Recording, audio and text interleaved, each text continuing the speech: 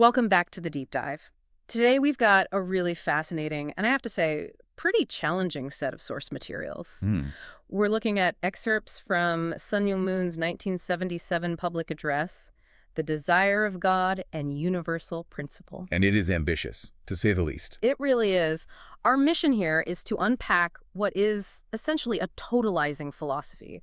It's this blueprint that tries to explain cosmic law, human ambition, even racial dynamics, all under one single invisible principle. Right. We're jumping right into the deep end with this one. And what's so fascinating right from the start is the core premise. The source argues that the universe is not moving at random. Oh. And this isn't just a spiritual claim. It's a claim about physics, about causality. The text insists there's this invisible fundamental will, a principle that actually came before existence. That's a huge idea to lead with. So if we boil it down for you, the listener, this philosophy is saying that even your deepest ambitions, wanting to be a great artist, a scientist, they aren't just your spontaneous ideas. They're part of a larger cosmic flow, almost like they're lines in a pre-written script. Exactly. It completely challenges our default assumption that things are just chaotic or random. The source asks you to think, are air currents random? Are national ambitions just chaotic? And the answer is no. The answer is a definitive no. There's an overpowering destiny, a guiding principle. Will, the conscious design, came first. So that raises a huge question for me. If will came before existence and everything is sort of flowing in this destined direction, what about free will, human autonomy? Well, it addresses that by basically saying individual desires are part of the flow. I see. The text admits that, individual and national goals aren't always parallel all the time, but they're still disciplined. They're still ultimately heading toward the same purpose that God desires. So it's not an automatic machine, it's disciplined. It's disciplined, yes. The purpose is inherent in existence itself. And to make this point, the document gives this really simple, almost beautiful example, the newborn baby. Yes. Think about it. Did a baby take a class on how to breathe? Right, no. Did it decide to open its eyes or learn how to suckle? The text says these things happen automatically according to universal law or principle. There's this undeniable invisible force at play from the very first second of life. So the takeaway is that purpose isn't something we just project onto the universe. The universe is purpose. It completely flips the idea of spontaneous evolution on its head. It really does. Yeah. It says even what looks like natural development has a hidden cause, a direction, a goal. No wasted motion. No wasted motion. And that shift in perspective is everything. Because if the universe isn't random, the next logical question is, okay, how does it move? And this is where we get into the foundational mechanics of the principle. If all movement is purposeful, it has to have an efficient design. And the source says that design is circular motion. Yes, and the reason why it's circular is, well, it's almost utilitarian. It ensures perfect give and take. What does that mean, perfect give and take? It means no conflict, no head-on collisions, and, crucially, no wasted energy. If you give, and it's perfectly received in a circle, that energy just keeps going. It's perpetual. A complete energy economy. And they apply this idea everywhere. Everywhere. From history moving in cycles, the seasons repeating, to the flow of electricity between positive and negative charges. The text even mentions a diamond's hardness is because of the circular motion of its atoms. It does. And it says our lives are meant to work the same way. We're not supposed to just move in a straight line and then disappear.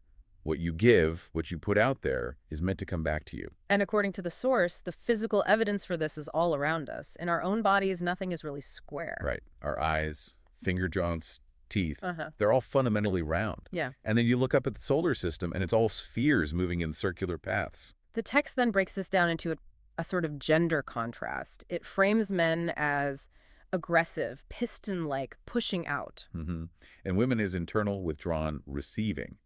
But even the most aggressive, linear action like a bullet Has a circular element. it's spinning rapidly. So the principle is always there, underneath everything. And there's a specific term for this state of perfect roundness and completion, an oriental concept the source brings in.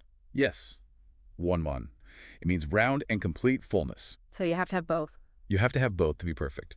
You have to follow the circular law of movement. That's the roundness. And you have to fulfill your purpose. That's the fullness. It ties the geometry of the universe directly to a spiritual goal. Okay, so let's connect this idea of complementary forces, the give and take, the plus and minus, to the human level. The philosophy extends this principle to different human populations. It does. It argues that God didn't grant total perfection to any one group. Instead, extremes were created on purpose to seek a kind of dramatic harmony. And this part of the source material gets very complex and I think very sensitive. We have to be clear that we're just reporting on the framework that was presented in this 1977 text. Absolutely. This is a framework that attempts to map geography, color, and character traits onto racial groups to define their roles in this unification process. So how does the text lay out this framework? How does it link it to geography? It sets up a very clear dichotomy based on latitude and elevation. The white race is associated with northern countries and mountain peaks. And what characteristics are assigned to them? They're said to reflect away colors and light, giving them a cold character. They resist the environment, which is framed as stubbornness or a lack of compromise. And physically? Physically, the framework suggests a well-developed upper body, which symbolizes being closer to God's ideal on the mountain. But, and this is very specific, he says they have long, skinny legs, making them unstable if attacked from below. Wow. Okay, so that's one pole. What's the counter extreme? The black race is associated with the southern parts of the world, the valleys. In contrast, they absorb colors and wavelengths, giving them a warmer character and a capacity to embrace things. Physically, the text says their strength is in their middle part and legs, allowing them to run faster or jump higher, and it actually cites their success in sports as an illustration of this. So the valley receives what comes down from the mountain. Precisely. It's a system of necessary opposites, the resistant north and the embracing south. So where does that leave the third major group mentioned? The Oriental or yellow race is positioned as the harmonizer between these two extremes. They're described as being physically balanced, like a log that floats evenly. I see. And this balance, according to the source, places them in the mediating role, the ones destined to bring the mountain and the valley into that perfect roundness and fullness. So the goal isn't separation at all. It's this dramatic, almost required unification. That's the entire point. Yeah. And this idea gets translated immediately into a geopolitical destiny. How so? The text designates America as the embodiment of Western culture to be the mountain. The cultures of the Orient, the Middle East, Africa, they are the valleys. So America is destined to be the link, the central player in bringing them all together. And this whole idea of unification is tied to beauty. It's not about making everything the same. It's about the beauty of contrast. That's right. The text says beauty requires contrast, like blonde hair and blue eyes, and it uses this powerful metaphor to illustrate the ultimate goal. The black ship metaphor, let's unpack that because it's a very vivid image. Okay, so the text says, if you look at the vast blue ocean, which represents existing white culture, its vastness, it eventually gets boring. Right. The drama starts when a black ship appears on that blue ocean. That contrast immediately grabs your attention. Mm-hmm. Then the drama gets even better when that black ship raises white sails. A perfect complementary contrast. But that's not the final step. The ultimate perfection only comes when that ship raises multicolored flags. Exactly. The flags symbolize all nations, Yeah. all races. It's no longer just a black and white picture. It's a global movement, so dramatically beautiful and diverse that it gets not just our attention, but God's full attention. That's the goal. So if we pull this all together, this philosophy demands action. You have to be obedient to this principle. Resisting it, the source suggests, leads to ruin. But for the obedient, the path is clear.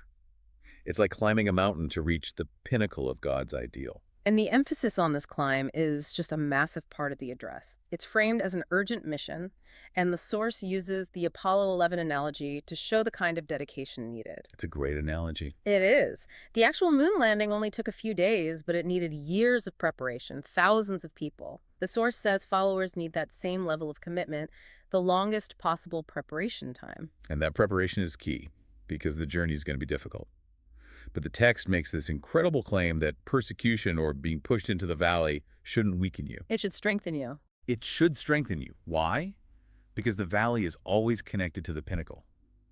The determination it takes to survive the valley is the same determination you need to reach the peak. But it's too steep for the average person to just climb alone. So who leads the way? The address talks about the need for a champion, Mm-hmm. like a messiah figure who climbs first, plants a stake, and then either drops a rope or builds a cable car for everyone else to follow.